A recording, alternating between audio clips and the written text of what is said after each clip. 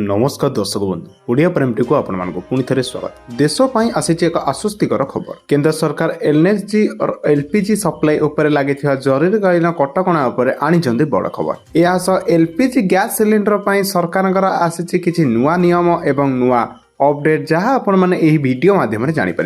तेज आसन जाना संपूर्ण अपडेट कौन रही पूरा खबर बास पूर्व वीडियो को लाइक कर आम चैनल को सब्सक्राइब करी बेल आइकन को दबाई रखी। केंद्र सरकार एलएनजी सप्लाई उपर लगी जरूरीकालीन कटकणा एवं हटाई देइछन्ति। मध्य प्राच्य काल आसुवा एलएनजी सप्लाई उपर पूर्व भली स्वाभाविक हबार एवं निष्पत्ति नहीं किछि मास पूर्वे होम्यूज जलमंदिर उत्तेजना जोगु गैस परिवहन बाधाप्राप्त होइतिला, जहाँ फल सरकार को स्वतंत्र व्यवस्था करिया पड़ितिला। ए परिस्थिति सुधार आनिया पर समस्त प्रतिबंधक हटाई दिया जाइछि। मध्य प्राच्य उत्तेजना घटिया जो होम्यूज जलमेरु मध्य गति करुवा एलएनजी जहाज गुड़िकर यातायात प्रभावित होता। या जो भारत में गैस सप्लाई उपर प्रभाव पड़िବାର आशंका देखा जाइथिला। एभली परिस्थिति सरकार गत मार्च मास जरूरीकालीन नियम लागू करथिले, जहाद्वारा गैस को प्रथम अति आवश्यक स्थान जोगाई दिया।